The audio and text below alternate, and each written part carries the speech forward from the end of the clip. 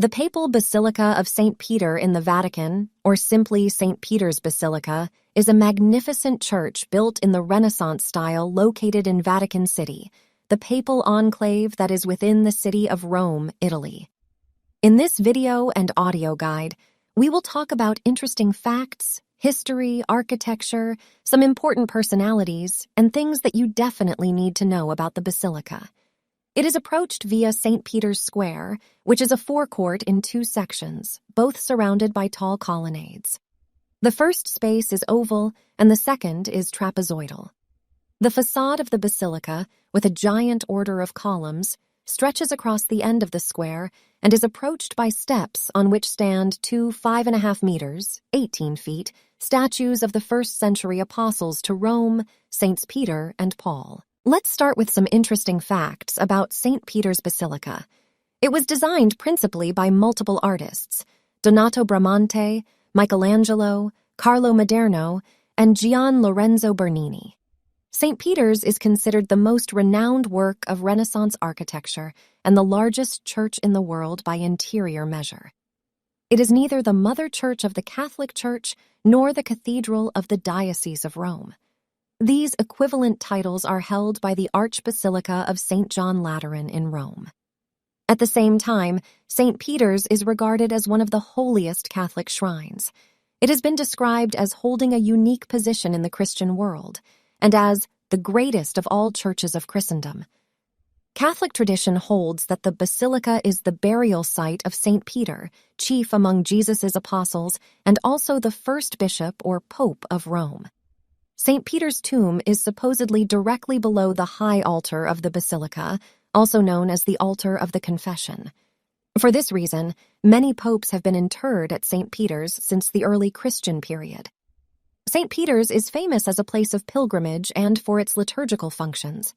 The Pope presides at a number of liturgies throughout the year, both within the basilica or the adjoining St. Peter's Square. These liturgies draw audiences numbering from 15 to over 80,000 people. As a work of architecture, it is regarded as the greatest building of Michelangelo's age. The sizes of the church are impressive. The length is 220 meters, 720 feet, and the width is 150 meters, 490 feet. It has an area of 23,000 square meters, or 250 square feet, equals 3 football fields. The height is 137 meters, 448 feet, equals a 45-story building. It's the tallest dome in the world. St. Peter's is one of the 4 churches in the world that hold the rank of major papal basilica, all 4 of which are in Rome, and is also one of the 7 pilgrim churches of Rome. Contrary to popular misconception, it is not a cathedral because it is not the seat of a bishop. The cathedra of the Pope as the Bishop of Rome is at St. John Lateran. About the basilica itself, the basilica is cruciform in shape, with an elongated nave in the Latin cross form, but the early designs were for a centrally planned structure, and this is still in evidence in the architecture. The central space is dominated both externally and internally by one of the largest domes in the world. The entrance is through a narthex, or entrance hall, which stretches across the building. One of the decorated bronze doors leading from the narthex is the Holy Door, which only opened during Jubilees. The interior dimensions are vast when compared to other churches. One author wrote, "Only gradually does it dawn upon us, as we watch people draw near to this or that monument, strangely they appear to shrink. They are, of course, dwarfed by the scale of everything in the building. This, in its turn, overwhelms us." The nave which leads to the central dome is in 3 bays, with piers supporting a barrel vault, the highest of any church. The nave is framed by wide aisles which have a number of chapels off them. There are also chapels surrounding the dome.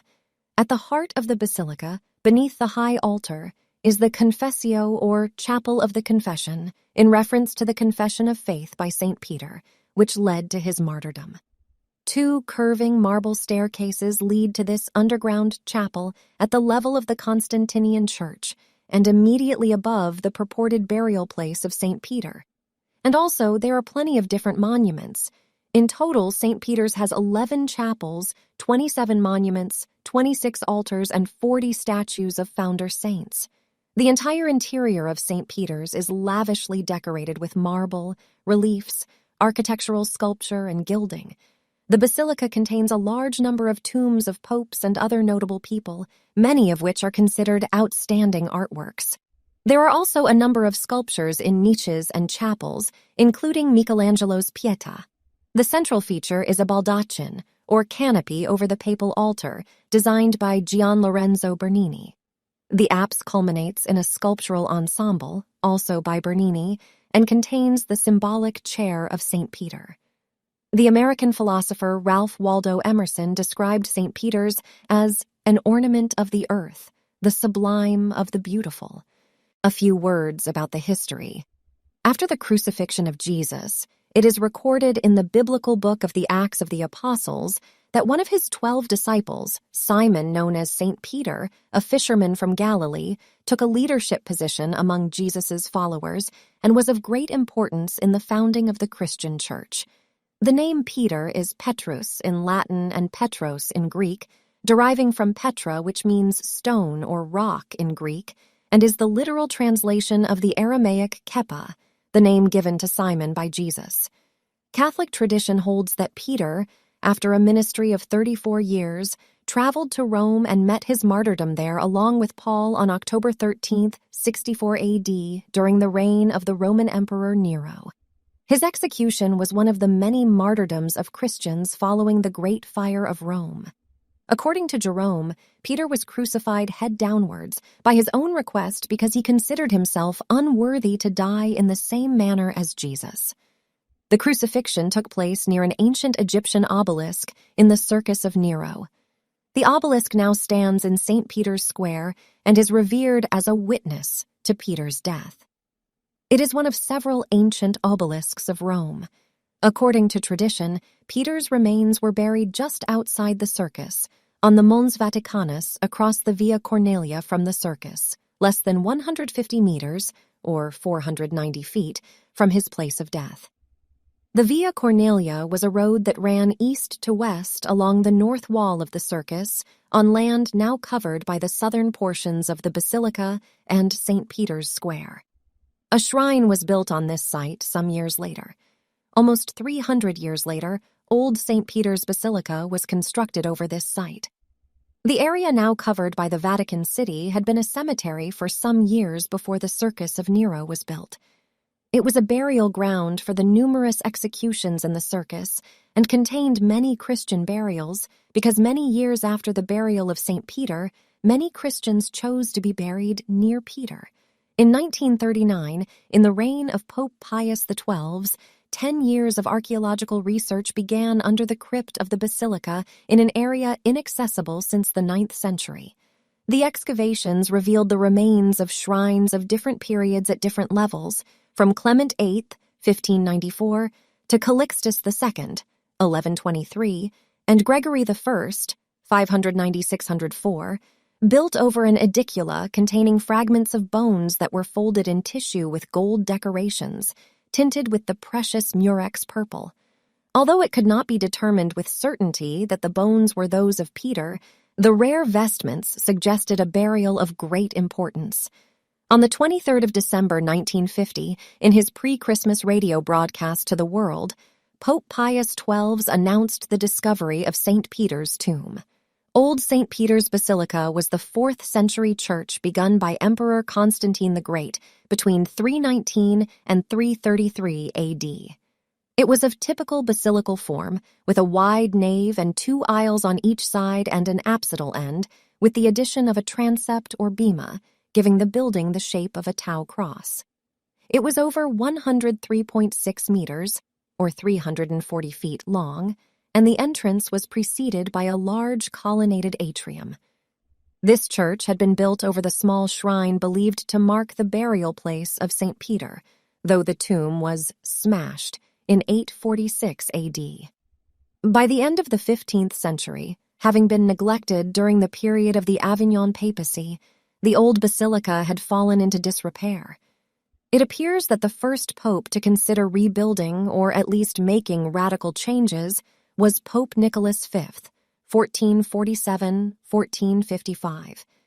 He commissioned work on the old building from Leone Battista Alberti and Bernardo Rossellino, and also had Rossellino design a plan for an entirely new basilica or an extreme modification of the old.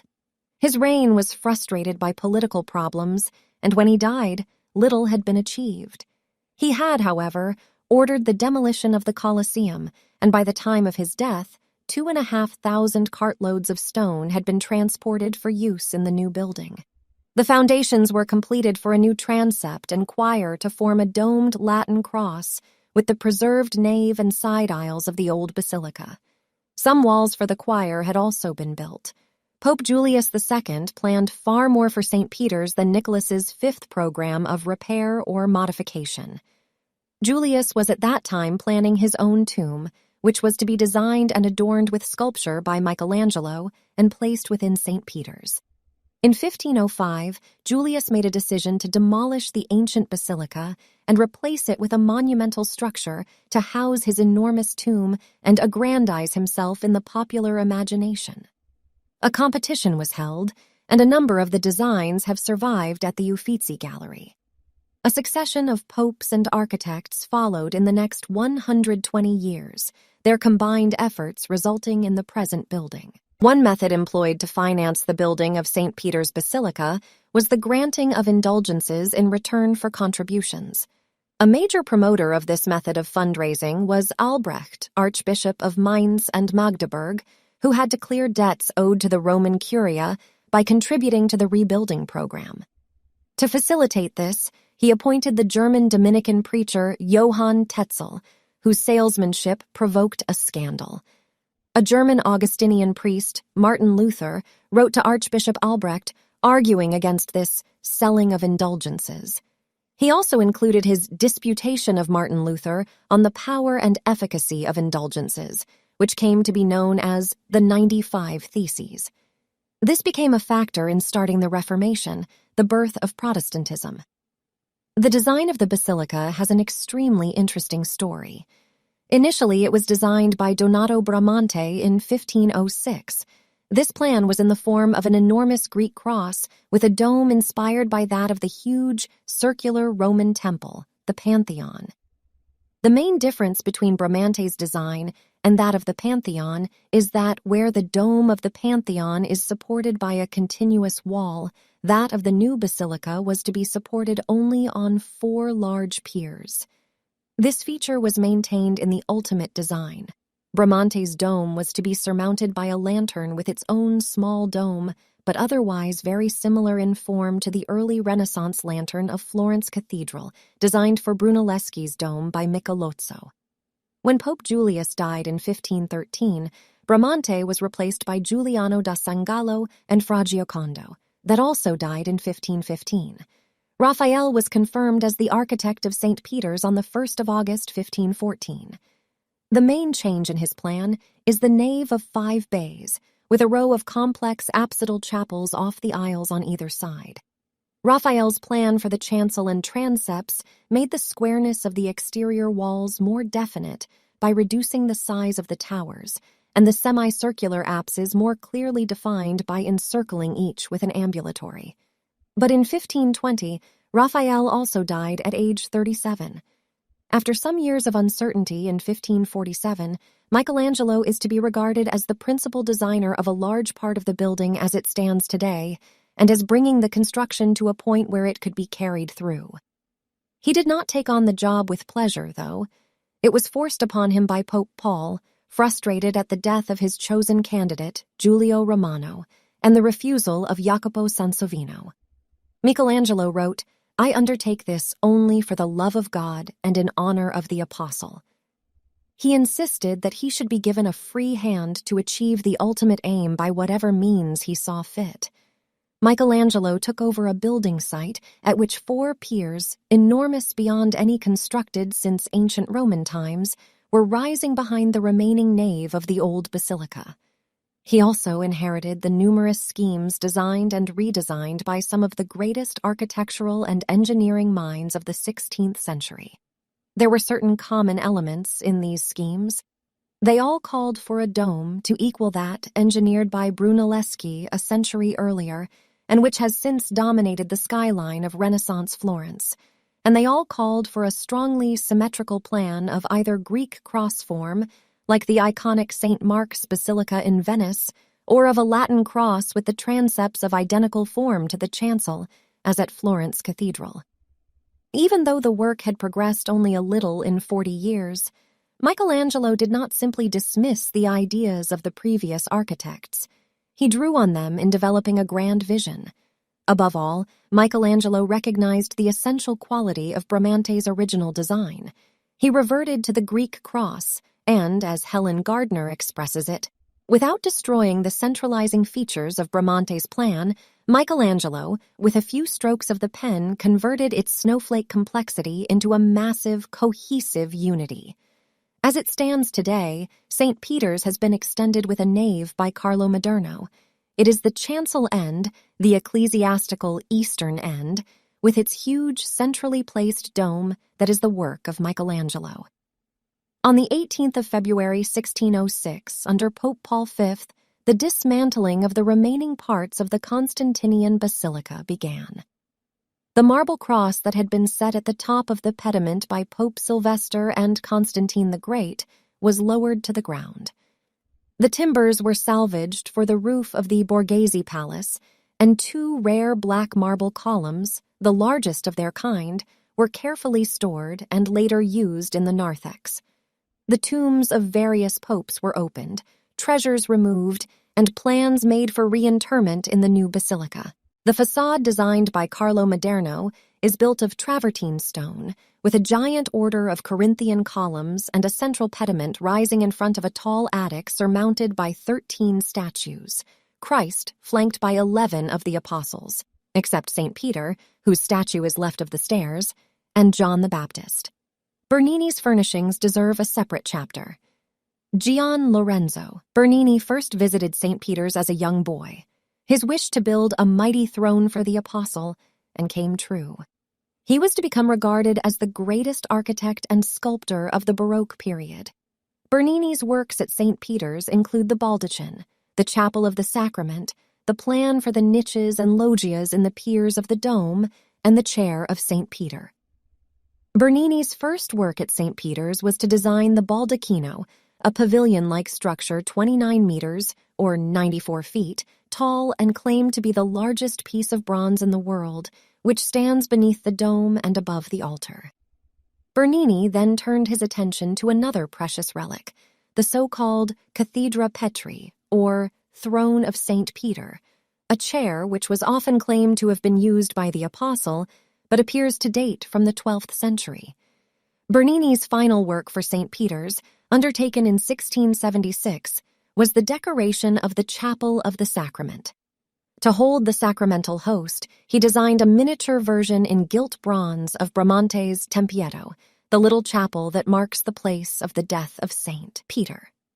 On either side is an angel, one gazing in rapt adoration and the other looking towards the viewer in welcome. And finally, a few tips for travelers.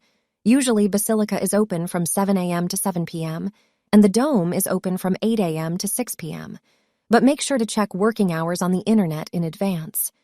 To avoid big lines during the heat, try to come either at 7 in the morning or after 3 p.m. Wear appropriate clothing. No shorts, mini skirts, or bare shoulders. Basilica itself is free of charge, as well as access to tombs from the inside of the church. But to get to the dome, you need to pay entrance fees. There are two options: a ticket with 551 steps way or a ticket with the elevator, but then you still have to walk through 320 steps. So it's certainly not easy, but the view definitely worth it. If you want to see the Pope for free, you can arrive around 11:30 a.m. on Sunday and stay around St. Peter's Square. You will likely see the Pope appear at his window in the papal apartments to the right of the square to give his weekly address at 12. Also, there's a papal audience held in St. Peter's Square or the Vatican's Nervi Auditorium almost every Wednesday at 10:30 a.m. You can get free tickets by faxing your request to the Vatican. The number is available on the official website. If you plan to visit both the Vatican Museums and St. Peter's Basilica, it's recommended to visit the museums first. The museums tend to get more crowded, and by entering through the museums, you can avoid the long queue to enter the basilica. Also, you will have a chance to check out the well-known Sistine Chapel. After exploring the museums and the chapel, you can use the special entrance that connects directly to the basilica.